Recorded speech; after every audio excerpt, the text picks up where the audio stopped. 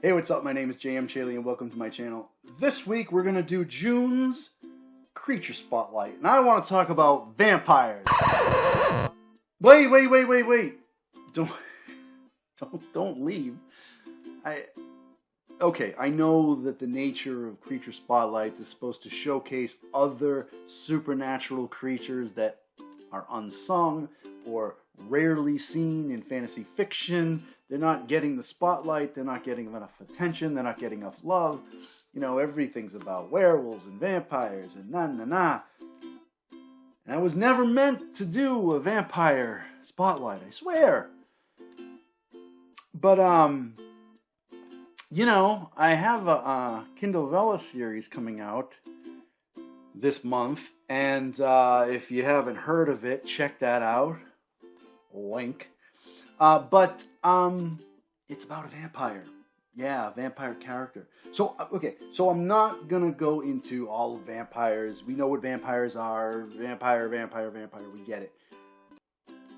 I want to talk about my vampires. So one of the things I wanted to do was put my own spin on vampires, which a lot of people seem to be doing these days, which isn't a bad thing. Everyone wants to show vampires in a different light, a different way, and I think that's good. But I also feel like we've drifted away from the things that made vampires cool. So one of the things I wanted to do was bring vampires back to their roots. And I'm talking about getting right back to the Bram Stoker coolness, the Dracula level coolness. And what's interesting about that is that Bram Stoker was from Ireland. He was Irish. And there just so happens to be an old Irish tale of this horrible king by the name of Abertach. And if I'm saying that right, King Abertach was terrible. He mistreated his people. He abused them. I think he probably killed a lot of them. He was just terrible. And there isn't a lot of concrete details about how the story went.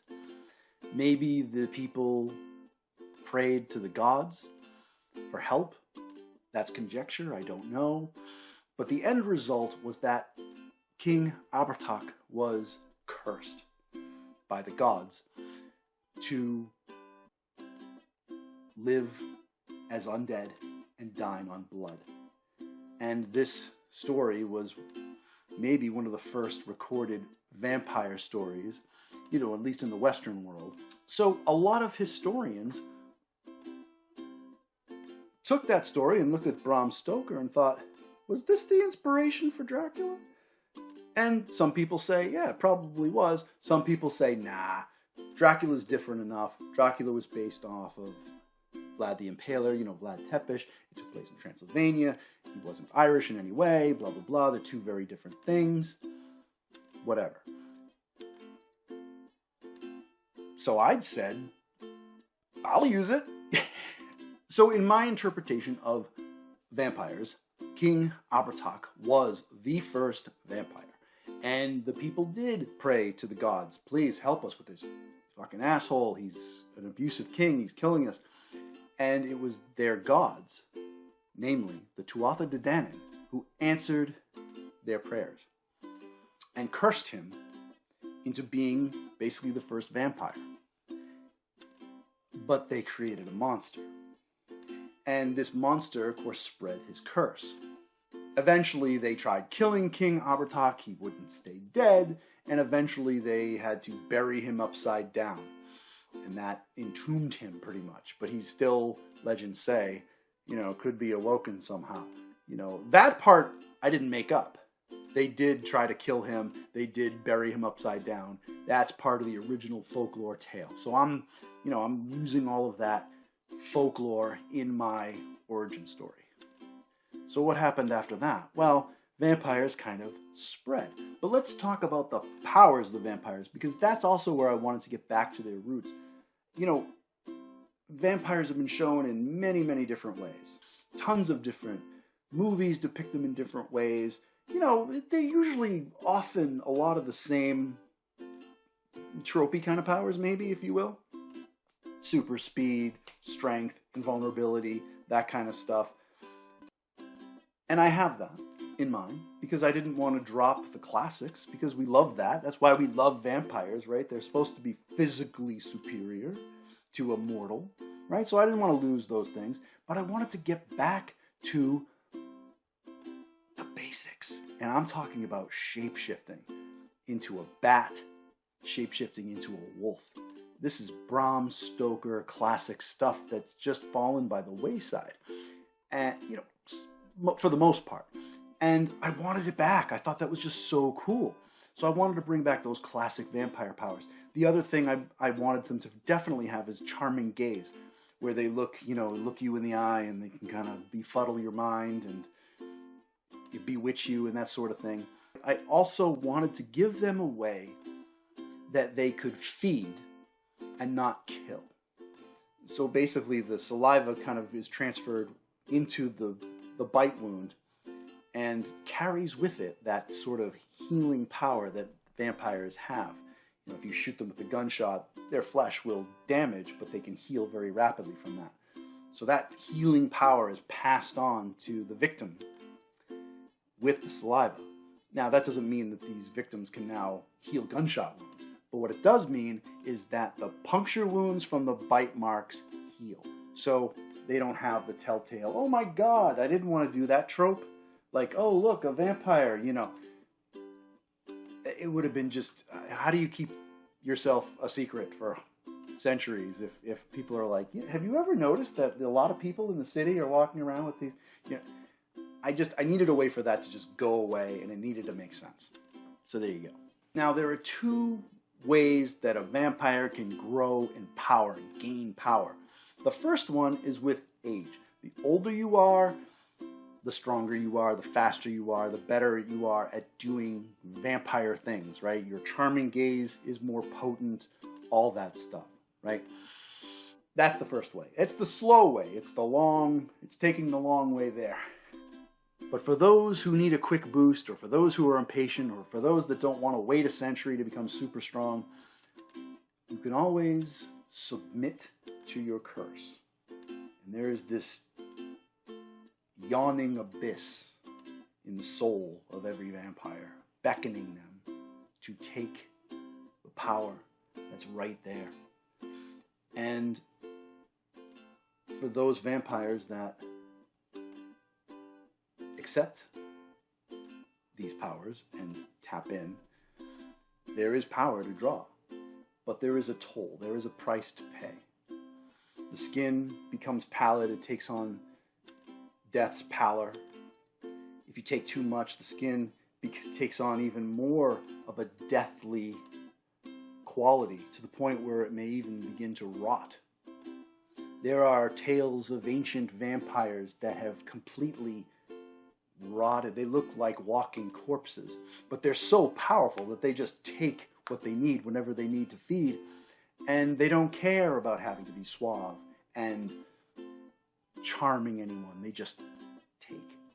For my main character, Lisa Cooper, she doesn't want this. She doesn't want this at all. She wants to stay, have the color of the skin that she had in life.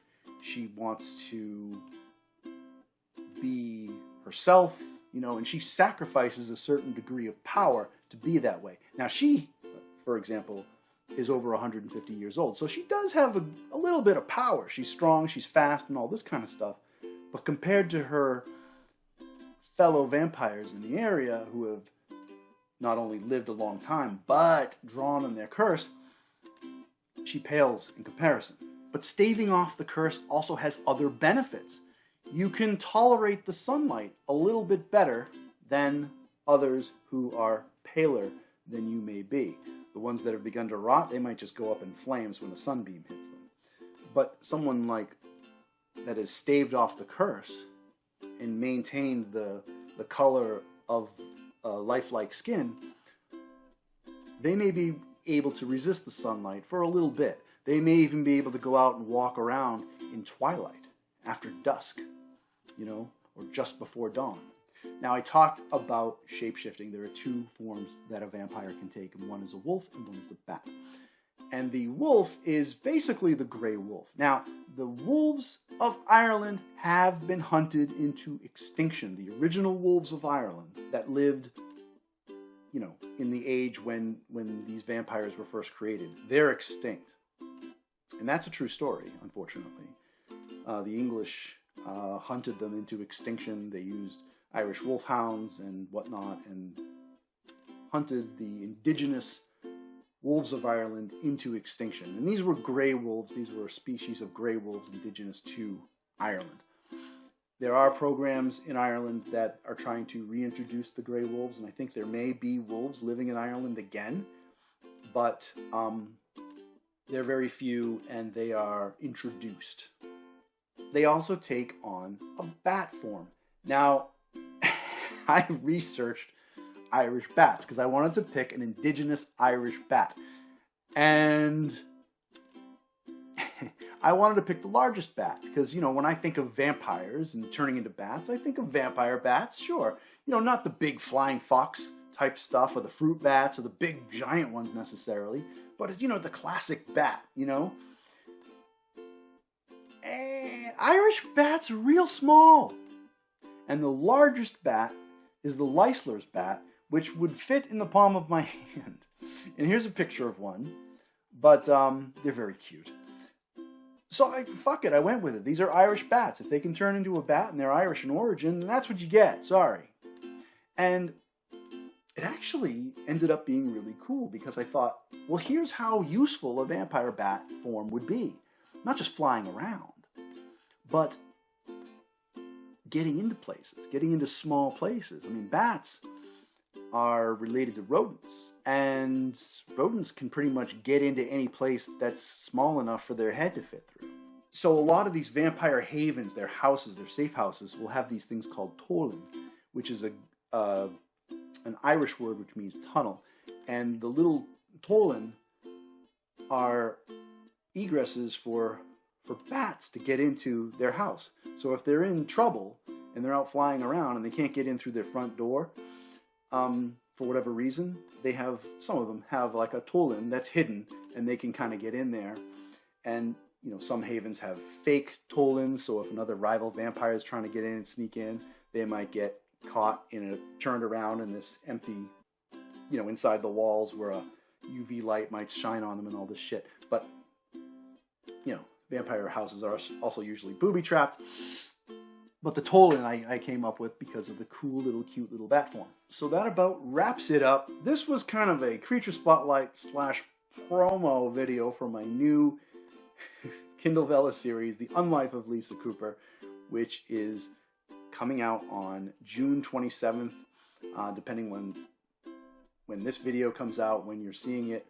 June 27th, the first 3 episodes will be out there. You can read them for free. The first 3 episodes of any Kindle Vella series are free, so go check that out. If you like this video, please give a like, and as always, please subscribe. I post most Thursdays. You can also check out my announcements and content on Facebook, Twitter, and Instagram. Thank you so much for watching, and I will see you next time.